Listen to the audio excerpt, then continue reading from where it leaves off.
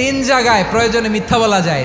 এক নাম্বার, আপনার ওয়াইফকে খুশি করার জন্য, সে একটু এরকম না বলে একটু কৌশল করে বললে খুশি হবে, ওটা বলা যায়। দুই নাম্বার, জীবন মরণের ব্যাপার, যান বাঁচানোর জন্য একটু কৌশল করে ঘুরিয়ে বললেন, এটা জায়েজ। তিন নাম্বার, দুইজন ঝগড়া লাগছে তাদেরকে মিলিয়ে দেওয়ার জন্য কৌশল করে একটু মিথ্যা বলা, ঘুরিয়ে বলা যায়। দুইজনের মধ্যে দেখলেন যে সম্পর্ক খারাপ, একজনরে বললেন, ভাই সে তো ওই দিন আপনার ব্যাপারে অনেক প্রশংসা। কি আমার ব্যাপারে প্রশংসা? কি বললো? এই বললো আপনি নাকি এই করছেন ওই করছেন, অনেক প্রশংসা। লোকটার মন খুশি হয়ে যাবে তার ব্যাপারে, ঠিক কিনা?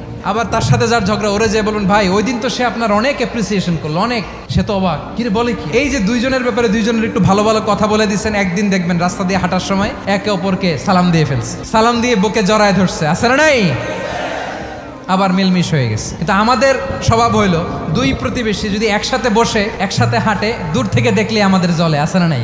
ঘটনা কি? এই দুইটার মধ্যে এত মিল কে? এই দুইটার মধ্যে গিরিঙ্গি লাগানো যায় কিভাবে? আল্লাহর কাছে তওবা করেন, এই মানসিকতার যেন আমরা না হয়, আমরা মিলিয়ে দিব।